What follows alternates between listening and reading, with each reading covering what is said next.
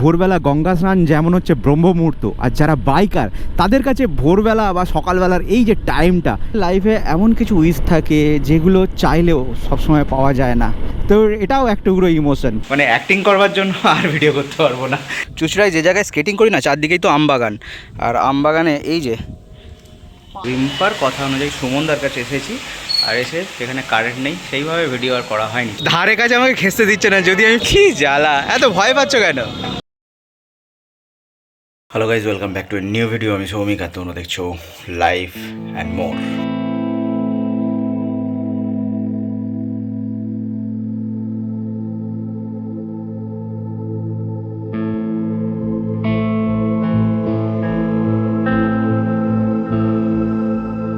আজকে সানডে, আজকে হচ্ছে স্কেটিং ডে, সেই জন্য এখন 6:30 বাজে, তো এখন বেরোচ্ছি চুঁচুড়ার জন্য। তো welcome to moto blogging set up. তো বাইকে বসার সঙ্গে সঙ্গে যে জিনিসটা লক্ষ্য করলাম সেটা হচ্ছে 2000 কিলোমিটার আমি চালিয়ে ফেলেছি একটা মোবিলে। তো এবার আমার মোবিলটা চেঞ্জ করার টাইম এসে গেছে। আমি ক্যাস্ট্রলের 10W40 মোবিল ইউজ করি, আর যেটা আমি 2000 কিলোমিটার করে চালাই, তারপরে আমি ফেলে দিই। তো মোটামুটি 2000 কিলোমিটার হয়ে গেছে। আজকে এটা আরও 100 কিলোমিটার চলবে, হয়তো অসুবিধা হবে না।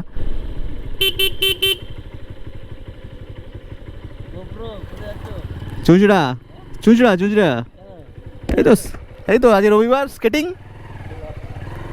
এই আছি, সারা সপ্তাহ কাজ আর একদিন স্কেটিং।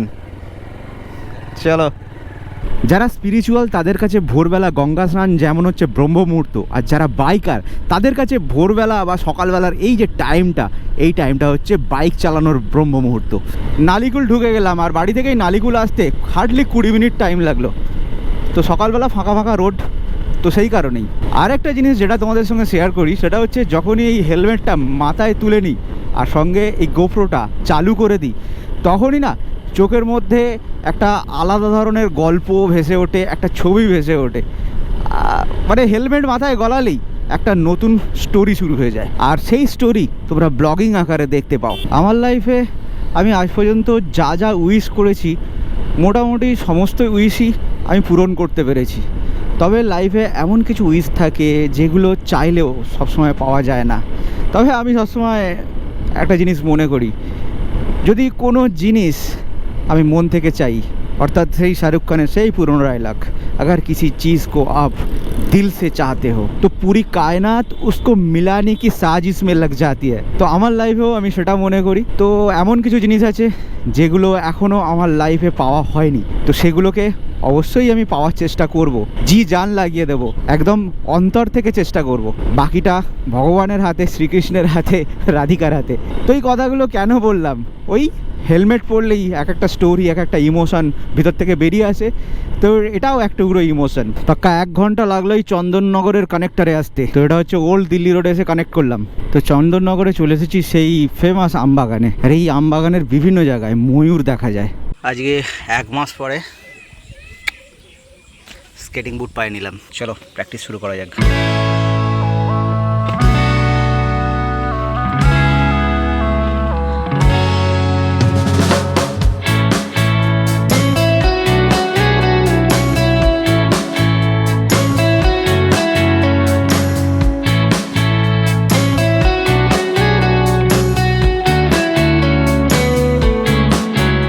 আজকে এখানে হিউমিডিটি প্রচুর, আর হিউমিডিটি প্রচুর হওয়ার জন্য প্রচুর গরম হচ্ছে। তো প্র্যাকটিস চলছে, অলমোস্ট 1 ঘন্টা প্র্যাকটিস হয়ে গেছে। তো 9টা সাড়ে 9টার পরে এবার এখান থেকে বেরিয়ে চলে যাব চন্দননগরে বলছি চুঁচড়ায় যে জায়গায় স্কেটিং করি না, চারদিকেই তো আমবাগান, আর আমবাগানে এই যে এই মহান ব্যক্তি, এই দেখো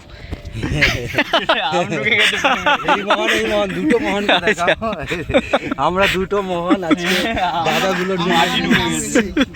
তো এবার স্কেটিং কমপ্লিট, একটা গ্রুপ ছবি নেবো, গ্রুপ ছবি নিয়ে এখান থেকে ভোগ কাটটা টাটা। চলো, আজকে ভালোই প্র্যাকটিস হলো। এখানে 9টা পর্যন্ত প্র্যাকটিস করার কথা, হয়ে গেছে 10টা 13। চলো, বাড়ি যেতে 1 ঘন্টা বা 1.5 ঘন্টার মতো টাইম লাগবে। এই সমস্ত জায়গাগুলোয় আগে একদম ফাঁকা ছিল, যখন 1 বছর আগে আসতাম এইসব বাড়িঘরদোর কিছু ছিল না, লোকজন এত ছিল না, পুরো ফাঁকা ছিল। আর সেই কারণে এই জায়গায় প্রচুর ময়ূর দেখা যেত। তো এখন লোকজন বেড়ে যাওয়ার জন্য আর সেই পরিমাণে ময়ূর রাস্তার সাইডে বা এই সাইডে সাইডে আর দেখতে পাওয়া যায় না। আর আগে তো এইরকম সাইডেই ঘুরে বেড়াতো। চলো চলো বাবা, রোদের যা তেজ, স্কিনে ট্যান হয়ে যাবে। হাতটা এই যে মানে এক্সপোজ হচ্ছে, হাতটা পুরো এই জায়গায় ট্যান পড়ে যাচ্ছে। আর কলার ছাড়া যে এই যে টি শার্ট পরছি, কলার ছাড়া টি শার্ট পরবার জন্য কলারে অর্থাৎ ঘাড়েতে ট্যান এসে যাবে। কিছু ইউজ করতে হবে এবার থেকে। এই জায়গায় যেহেতু প্রচুর আম পাওয়া যায়, তো সেই কারণেই তো এখানে গ্রুপে বলে দিলাম যে 5-6 কেজি আমের ব্যবস্থা করে রাখতে। তো এর নেক্সট বারে যখন আসবো পাকা আম নিয়ে যাবো 5-6 কেজি, একদম র চুঁচড়ো চন্দননগরের আম। বাইরে আয় একবার, এবার হাই করে দে, এবার হাই করে দে। দেখ এই মেয়েটা কেমন মুখ ভ্যাংচায়, দেখো এই মেয়েটা কেমন মুখ ভ্যাংচায়, দেখো এই মেয়েটা কেমন মুখ ভ্যাংচায়। এবার হাই করে দে না রে। স্কেটিং করে ফিরে আসার পরে ফ্রেশ ট্রেশ হয়ে খাওয়া দাওয়া করে রেস্ট নিয়েছিলাম, একটা পাওয়ার ন্যাপও নেওয়া হয়ে গেছিলো। এখন বিকালবেলা আবার বেরোচ্ছি। এখান থেকে যাবো হচ্ছে হাওড়ার উদয়নারায়ণপুরে, আর উদয়নারায়ণপুরে যাবো হচ্ছে জলের কুজো কিনতে। তো 7টার মধ্যে আমাকে ঢুকতে বলেছে, কারণ যার কাছে যাচ্ছি তার একটা বিয়ে বাড়ি আছে, সে বেরিয়ে চলে যাবে। তো ঘাই করে বেরোতে আমার খুব বিরক্ত লাগে। একটুখানি টাইম নিয়ে ধীরে সুস্থে যাবো, সেটার কোনো উপায় নেই। তো সেই জন্য একদম তাড়াতাড়ি বেরোচ্ছি। মেয়েদের হচ্ছে রেডি হতে প্রচুর টাইম লাগে, দেখো 10 মিনিট ধরে ঘুরছে। আরে চলো চলো চলো, চলে এসেছি, চলো চলো চলে এসেছি। গৌরব ফোন করছে, কারণ হচ্ছে গৌরব আমাদের সঙ্গে যাবে। কোথায় রে? ঠিক আছে দাঁড়া যাচ্ছি। তো এই যে উদয়নারায়ণপুর যাচ্ছি সে জলের কুজো কিনবার জন্য, আর এর জন্য গৌরবকে আজকে বলেছি যাওয়ার জন্য। দেখতে দেখতে সন্ধে ঝুপুস করে নেমে গেল। ওই যে বলছিলাম না, হেলমেট মাথায় তুলে নিলেই এক একটা কাহিনী শুরু হয়ে যায়, ইমোশন বেরোয়, গল্প বেরোয়। তো হেলমেটে যেই ক্যামেরার যে মাউন্টটা আছে, মাউন্টটা আজকে ভেঙে গেল। যেহেতু ভেঙে গেছে, আপাতত কোনো রকমে চালাচ্ছি, কিন্তু এটা একবার স্ক্রুটা খুলে ফেললে, যে অর্থাৎ মাউন্টের যে স্ক্রুটা আছে, স্ক্রু যদি একবার খুলে ফেলা হয় তাহলে হয়ে গেল ওই গল্প। চলো উদয়নারায়ণপুরে এসে ঢুকে গেছি। আর আজকে যে কুজো কেনার গল্পটা, এই গল্পটা কিন্তু শুরু হয়েছিল সেই যখন কল্যাণী গেছিলাম তখন।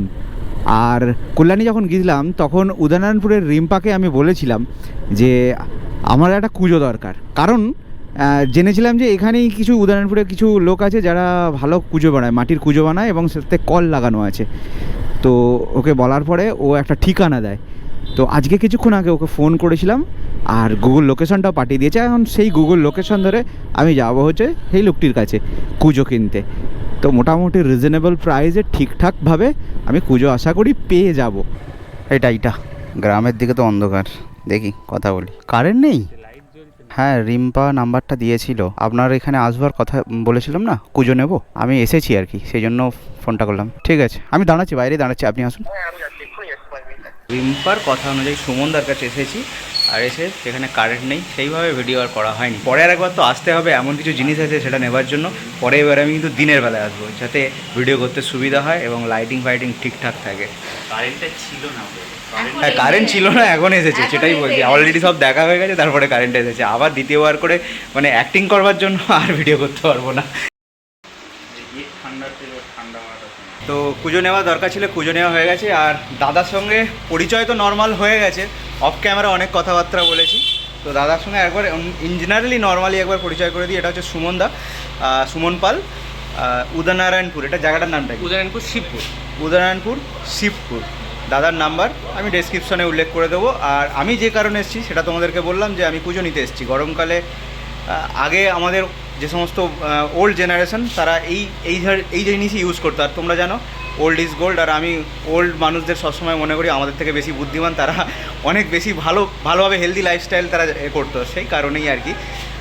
তো দাদার কাছে আমি এসে পরে আমি আলাদা করে আসবো, এসে আমি ভিডিও বানাবো, সেই ভিডিও কিন্তু তোমরা এই চ্যানেলে পাবে। আরেকটা জিনিস আমি এখানে লক্ষ্য করলাম, দাদার সামনেই ক্যামেরাই বলছি, আমি নর্মাল এমনি কুমোরবাড়িতে গেছি। কুমোরবাড়িতে যাওয়ার পরে যে মাটির জিনিসের যে ফিনিশিং, প্রদীপ, এই যে ছোটো ছোটো প্রদীপগুলো যে নিলাম, আমি আগে অন্য জায়গা থেকে নিয়েছি। এই যে ফিনিশিং, প্রত্যেকটা জিনিসের ফিনিশিং কিন্তু সত্যিই ভালো। এই ফিনিশিংটা আমি এটা বুঝতে পারছি, তফাৎটা বুঝতে পারছি, কারণ আমি আগে অন্য জিনিস দেখেছি, তো তফাৎটা আমি বুঝতে পারছি আর কি। আবার আসবো অবশ্যই, আর অবশ্যই কিন্তু সাবস্ক্রাইব দরকার। সাবস্ক্রাইব করে নিও তোমরা। না, আমাদের মাটির জিনিসের শপিং তো হয়ে গেছে, তো এবারে একটুখানি চায়ের দোকানে দাঁড়িয়েছি চা আড্ডার জন্য।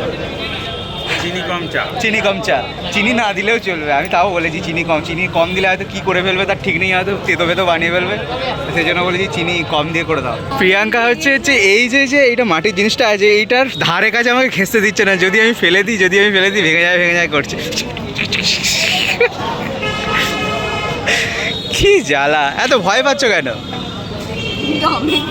দামের জিনিস কাপ কিন্তু সত্যি কথা বলছি মাটির ভাত ছাড়া মানে পোষায় না, তাই না?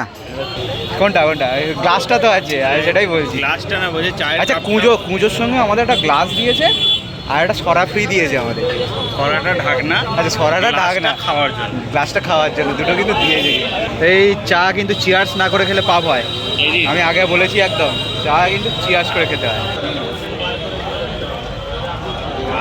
হা মিষ্টি পোয়া একদম।